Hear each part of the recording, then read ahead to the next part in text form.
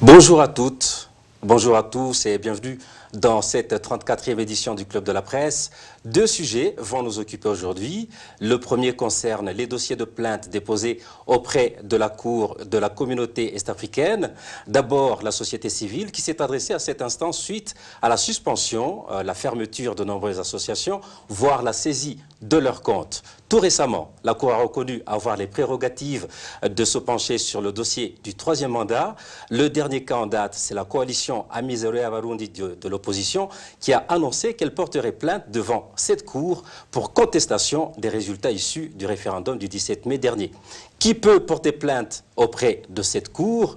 Quelle est la portée de ces décisions? Est-ce que les États membres de la communauté est-africaine acceptent les décisions de cette Cour? Le deuxième sujet, c'est la tricherie en masse organisée pendant la passation du concours national par certaines administrations scolaires, à Bubanza notamment. Deux enseignants pris la main dans le sac, ont été condamnés il y a 2 jours à 2 ans et demi de prison pour avoir remis des copies corrigées à des élèves de l'école fondamentale de Mitakataka. Or, le phénomène serait plus étendu dans d'autres écoles de cette même province et même dans d'autres provinces. Quelle sera la suite? Est-ce que ces résultats du dernier concours seront annulés? Quel avenir pour ces enfants pour qui les administrations scolaires trichent pour qu'ils avancent? Ce sont donc ces questions qui vont donc nous occuper avec nos invités qui sont Révérien Bazikame, qui est journaliste à la radio Nzamba Agate Kakawe. Bonjour. Bonjour Franck. Et puis Maître Gustave Nyonzima, vice-président du collectif des avocats pour la défense des victimes des crimes de droit international commis au Burundi. Bonjour. Bonjour Franck. Et bienvenue à tous les deux. Merci. Merci.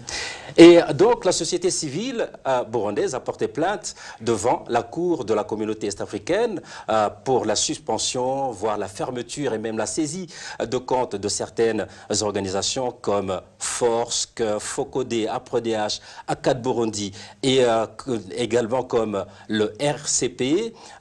Et tout récemment, la même Cour a dit qu'elle allait se pencher sur le troisième mandat de Pierre Nkurunziza qui serait inconstitutionnel ou qui pourrait être inconstitutionnel, Maître Gustave Nyonzima.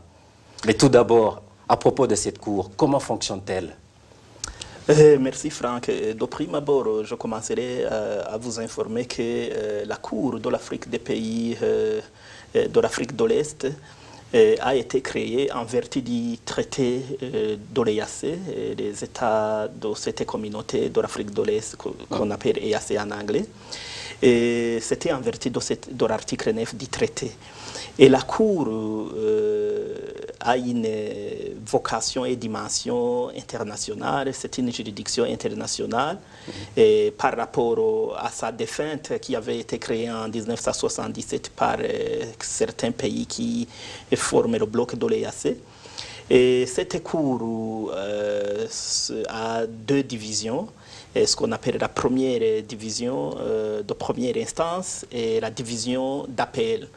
Et les juges sont nommés lors du sommet de l'EAC, donc de la communauté des États d'Afrique de l'Est, et sur proposition et recommandation des chefs d'État émanant de ces pays. Et aussi, pour pouvoir saisir cette Cour, il faut être soit un État parti au traité des États de l'Afrique de l'Est, soit le secrétaire général même de l'EAC peut saisir cette Cour pour voir s'il n'y a pas eu violation du respect du droit dans l'interprétation et l'application du traité. Étant donné que cette Cour a une vocation d'assurer le respect du droit dans l'interprétation, l'application du traité de l'EAC. Mais aussi, une personne physique ou morale peut saisir cette Cour pour violation du droit du traité. Et autrement dit, je dirais que cette Cour est là pour assurer le respect de la bonne gouvernance, de la démocratie, du respect des droits de l'homme dans les pays internes qui font le bloc de cette communauté des pays de l'Afrique de l'Est. Et pour, qui plus est, en ce qui est des délais, pour saisir cette cour, il faut la saisir en 2 mois à partir du fait incriminé. Et quant aux décisions rendues par cette cour, ce sont des décisions inhérentes aux recommandations, propositions, qui obstruent et contraignent un État membre d'appliquer, de mettre en exécution ce qui a été jugé. Justement, quelle est la portée de ces décisions?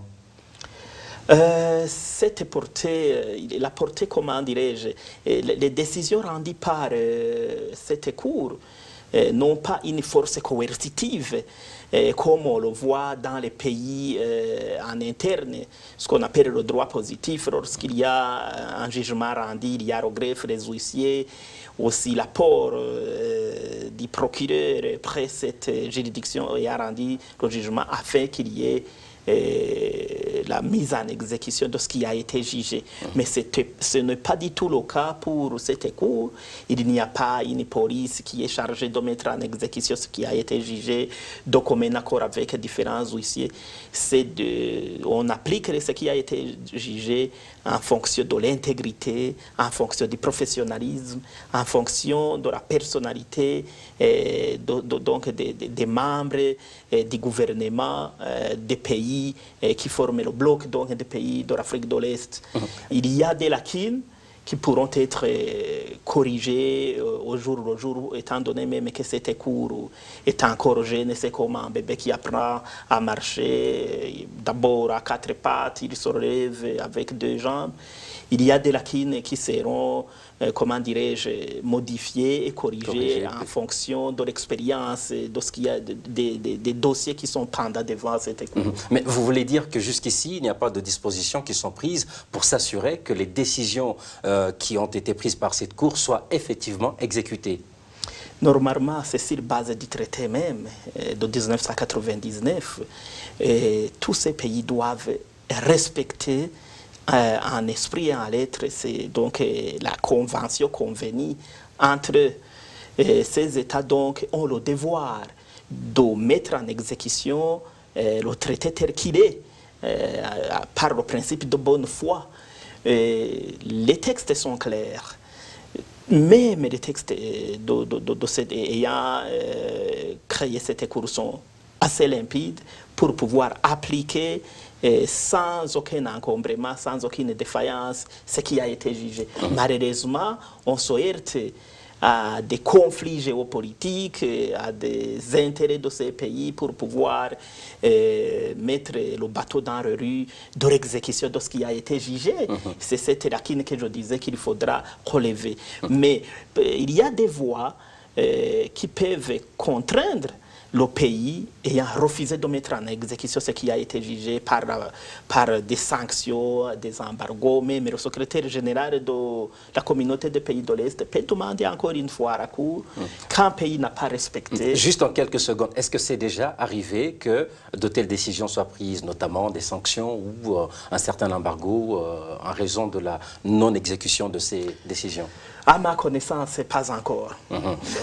Révérien Vazikamwe, imaginez aujourd'hui la Cour de la communauté est-africaine reconnaît que le 3e mandat est inconstitutionnel. Qu'est-ce que vous pensez qui pourrait advenir par la suite? Malheureusement, je ne pense pas qu'on ira jusque-là. Parce que à entendre justement les textes qui régissent la Cour de l'EAC, et dans un premier temps, c'est clair. C'est vraiment impeccable, les textes. Mais ce n'est pas aussi la première fois qu'on est en face vraiment de bons textes, mais malheureusement, qu'on se heurte toujours à un problème d'exécution. Vous êtes bien pessimiste, hein? Ah bon. C'est par expérience, vous voulez dire? Oui, oui. En fait, c'est par rapport à l'expérience de chez nous, où vraiment la loi est claire et nette, mais malheureusement, au niveau de l'application de la loi, c'est là où se posent les problèmes toujours. Voilà, si j'ai bien compris les explications de Maître Gustave, donc je comprends qu'au niveau de la Cour de l'EAC, avec ces deux divisions. La première division et la deuxième, et qui est la dernière aussi, l'instance d'appel. Je comprends aussi que la toute dernière instance qui tranche, c'est le sommet des chefs d'État de l'EAC. Mais c'est là alors où réside le grand problème, c'est ça. Comme par exemple pour les procès ordinaires, je dirais que le tout dernier recours, je crois que c'est le cabinet des ministres qui sont saisis pour trancher en dernier sur un procès. Donc là aussi, il s'agira justement du sommet des chefs d'État qui va se réunir pour statuer sur un cas qui n'a pas été tranché par l'instance d'appel. Je me dis, maître, c'est ça? Souvent, le sommet se réunit pour pouvoir mettre ou contraindre un pays n'ayant pas mis en exécution ce qui a été jugé. Sinon, il y a la première instance qui fait son travail.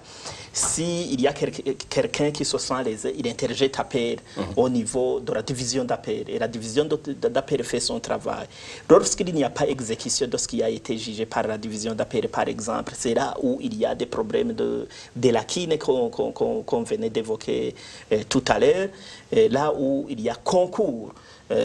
Donc du sommet des chefs d'État pour pouvoir contraindre le pays à mettre en exécution. S'il refuse, il y a par exemple la voie des sanctions qui peuvent être prises à l'encontre de ce Attends, Franck, attends un peu. En fait, c'est là où je voulais en fait comparer surtout, parce que c'est le sommet des chefs d'État qui va se réunir pour statuer sur un cas qui a connu un problème, justement au niveau en fait, qui a été reconnu coupable du procès. Mais alors, on va toujours avoir le problème que Maître a déjà évoqué, c'est le problème de la solidarité des chefs d'État selon les intérêts. Donc, si demain, les chefs d'État de l'EAC doivent se réunir justement pour statuer sur un cas, disons, le cas sous examen du mandat le troisième mandat de Pierre Nkurunziza. Oui. Est-ce que vous pensez que la Tanzanie va dire que le mandat était illégal et par conséquent qu'il faut que Pierre Nkurunziza tombe? Et pourquoi elle ne le reconnaîtrait pas? Non, en fait, c'est par rapport aux intérêts des pays. C'est par rapport aux intérêts des chefs d'État eux-mêmes. Et quels sont ces intérêts, notamment ceux de la Tanzanie? Non, en fait, l'intérêt le plus éminent de la Tanzanie au Burundi, c'est le marché du pétrole. Là, c'est connu, ce n'est pas un secret aujourd'hui. Alors, est-ce que vous pensez que le chef d'État tanzanien va dire vraiment à haute voix, dire que vraiment le mandat de Pierre Nkurunziza était illégal et par conséquent, en conséquence, Pierre Nkurunziza va tomber parce que donc il dirige un mandat qui n'est pas le sien. Alors la Tanzanie va toujours tout faire pour protéger Pierre Nkurunziza afin que la Tanzanie aussi garde son marché du pétrole. Il y a aussi l'Ouganda qui va aussi dire non, si Pierre Nkurunziza part, nous aurons des problèmes justement de continuer nos marchés au Burundi. Il faut quand même, il faut essayer d'alléger, il faut essayer d'atténuer le langage sur cette question. Donc voilà, donc 3 ans bientôt et 2 ans qui restent vont terminer justement en disant donc on va voir. Donc la question va être résolue bientôt. Voilà, on va terminer les 5 ans comme ça dans cette histoire de jeu, de manœuvres dilatoires comme ça. Imaginez, maître, c'est peut-être la logique en fonction de ces doutes, notamment de ceux de Révérien Bazikamwe. Imaginez que la Cour reconnaisse que le mandat, le troisième mandat, est effectivement un mandat qui est légal. Vous pensez qu'il peut y avoir quelque chose qui change? C'est plutôt le contraire. Si la Cour prendrait une décision qui va dans le sens de dire que le mandat était illégal, le troisième mandat était illégal, d'abord, je dirais qu'au niveau de la première instance, c'était court. Avait statué sur son incompétence, a statué sur ce qui est de la Cour constitutionnelle, de l'examen de la Cour constitutionnelle, disant qu'elle ne peut pas, elle n'a pas les prérogatives et la compétence de pouvoir statuer sur ce qui est de la constitutionnalité de la loi au niveau du Burundi.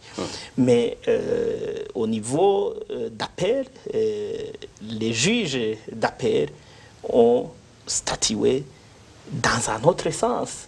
Autrement dit, en termes juridiques, ils ont infirmé ce qui avait été jugé au niveau de la première instance, disant que c'était court, a une compétence et que le dossier doit être retourné à la case départ au niveau de la première instance pour statuer ce qui est de la constitutionnalité, de la violation du troisième mandat du président de la République, lesquelles violations sont... C'est ce qui, au niveau même du traité, le respect de la bonne gouvernance, le respect de la loi, des droits de l'homme. C'est ça. Donc, cette Cour a cette prérogative et compétence.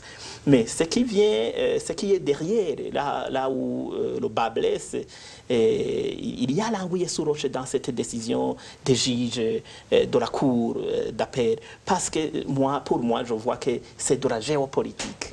C'est de la géopolitique. Il y a quelque chose qui a changé au niveau international et ayant fait qu'il y ait une contrainte de ces pays de l'EAC pour pouvoir les obliger via même cette cour à rendre un autre arrêt qui est contraire au premier. C'est-à-dire qu'il y a des changements de la géopolitique et cette géopolitique guide même le fonctionnement de l'EAC. Vous voyez même tous les fonds qu'on utilise au niveau du secrétariat général de l'EAC, même de cette cour, émanent des pays européens, de l'Union européenne. C'est là où je dis qu'il y a quelque chose qui a changé, malgré, n'en déplaise cette solidarité négative des chefs d'État. Il y a quelque chose qui a changé. Mais le plus important... Et donc, pour vous, il y a de l'espoir qu'il y ait quelque chose qui change si effectivement il a été reconnu que le troisième mandat est inconstitutionnel. Il y a quelque chose, on espère, mais bien évidemment, on reste optimiste. Mais le problème majeur, c'est de mettre en exécution ce qui a été jugé, comme on venait de le dire. C'est là où on va voir ce qu'on a la manœuvre diplomatique et politique entre cette cour et réellement la géopolitique.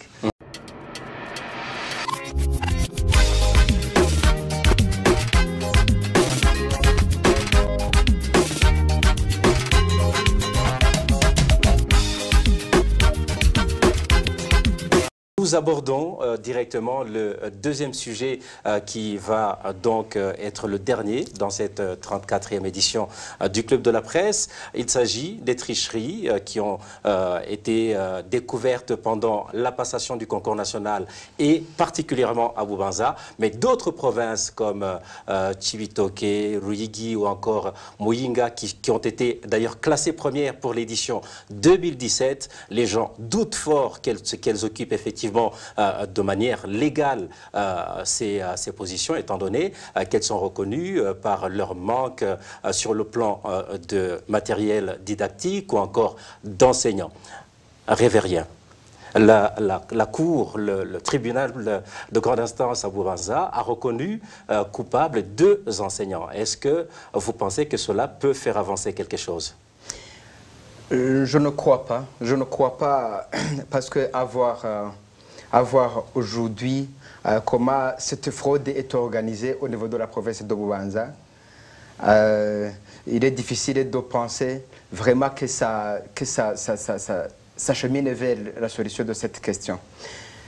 Cela parce que si... Mais est-ce que cela n'est pas tout de même quelque chose de positif?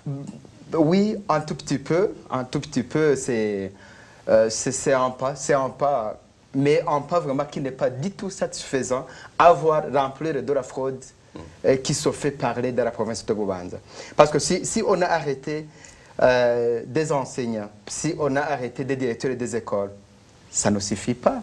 Ça ne suffit pas parce que si un cadre du ministère de l'Éducation a fait une descente à Bubanza pour se rendre compte justement de la passation de l'examen, et après avoir constaté que c'est un examen, donc que cet examen a été caractérisé par des fraudes massives, et qu'il a osé dire que vraiment ça ne se fait pas, qu'il faut respecter les règles, c'est pas, et que le cadre du ministère a été menacé jusqu'à prendre fuite vers Bujumbura. Effectivement. C'est à ce moment que je parle, vraiment qu'il ne s'agit pas d'un pas satisfaisant de dire qu'on a arrêté des enseignants ou des directeurs des écoles. Parce que ça se comprend que c'est organisé au niveau de l'administration, d'abord administration provinciale. Parce que c'est une administration faite de l'administration de la province, du ministère de l'Éducation, de la police, de l'armée, de renseignement. Et quand un des ministères a pris fuite et qu'il n'a pas eu même au moins un instance qui dit voilà, il faut demander ce cas de pourquoi il fuit, qu'il a fui jusqu'à Bujumbura suite à des menaces, je dirais, de toute la province de Bubanza qui s'est levée contre lui. Alors, c'est à ce moment que je dis, dire qu'on a incriminé des enseignants ou des directeurs des écoles, pour moi, c'est un pas vraiment... Oui, c'est un pas, un tout petit peu, mais vraiment qui n'est pas du tout satisfaisant. Et peut-être un élément qui va dans votre sens, c'est que ça a été reconnu que ces tricheries durent depuis plus de 2 ans. Ne vous en faites pas, l'administration de Bubanza a toujours reconnu cette fraude. Mais malheureusement, le problème se pose au niveau de prendre une décision de nature à éradiquer justement cette fraude. Et si vous voyez aussi le classement des provinces, donc il a été révélé que même dans notre province, cette fraude se fait parler. Parce qu'au niveau des classements, vous l'avez déjà dit, que les provinces qui ont été classées premières, ce sont des provinces qui ont des problèmes très sérieux, du problème du matériel didactique et des enseignants. Et curieusement, la province de Bujumbura, qui compte des écoles d'excellence, dites d'excellence, elle est 14e dans le même classement. Elle a été classée 14e. Alors, quelque part, c'est une contradiction aussi. Parce que cette politique des écoles d'excellence, c'est une nouvelle politique du gouvernement du Burundi.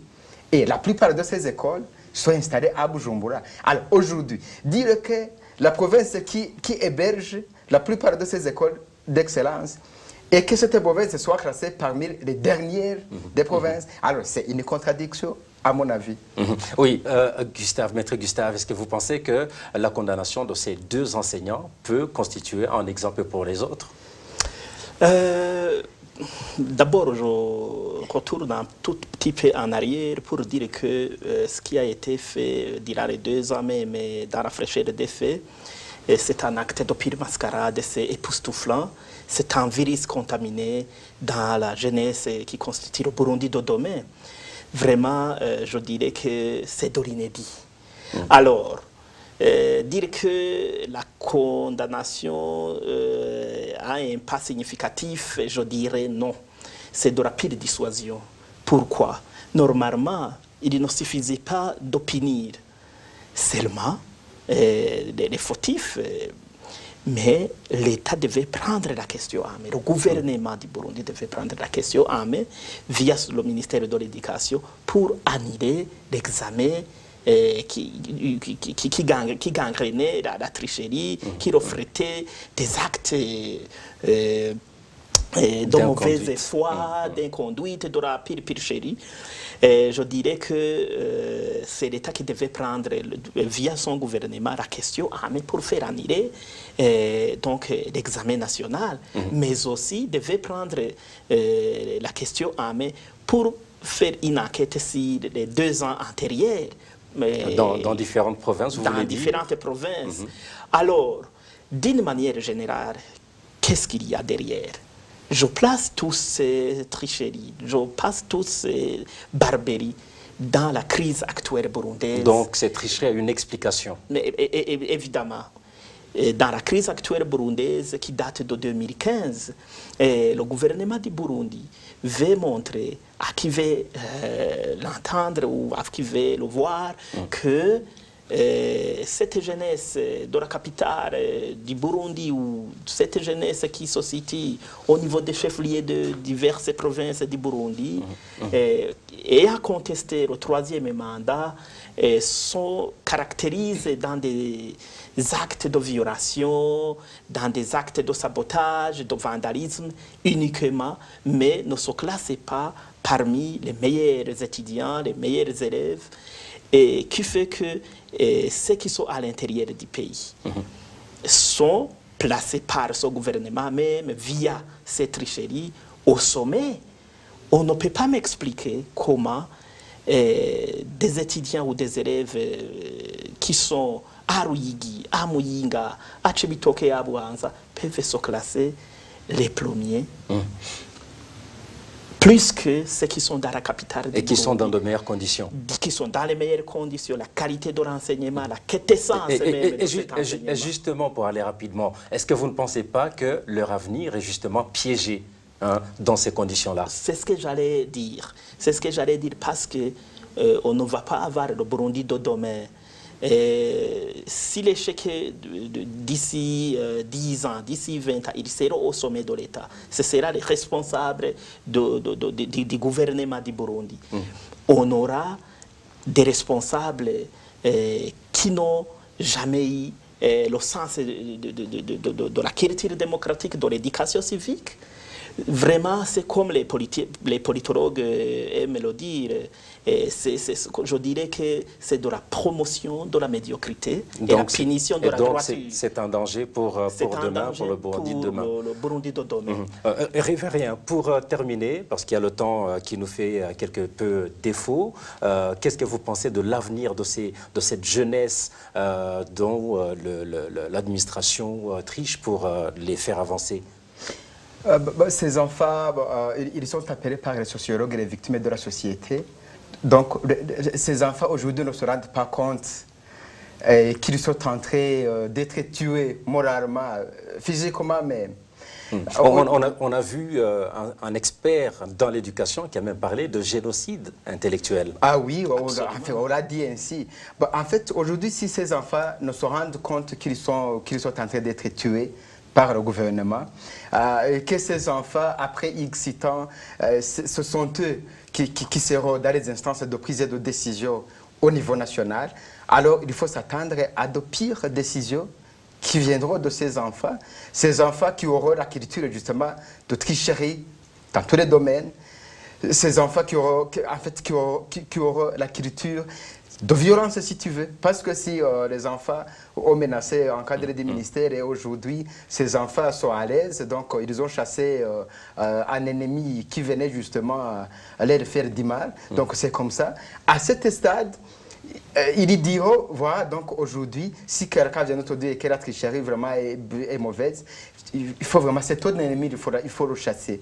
Donc c'est ça en fait, c'est regrettable pour notre pays, donc pour cette génération aussi, qui est en train d'être tuée par le gouvernement du Burundi. Espérons, comme vous l'avez tous les deux dit, que la condamnation des deux enseignants et 5 autres personnes qu'on n'a pas soulignées auparavant, qui ont été condamnées à une amende de 100 000 francs ou, au choix, à 1 an de prison, constitueront un exemple et que le gouvernement va effectivement étendre la décision de poursuivre les enquêtes et sanctionner les coupables dans ce domaine. C'est la fin de cette 34e édition du Club de la Presse. Merci à nos invités, Maître Gustave Niyonzima, qui est vice-président du CAVIB. Merci encore une fois.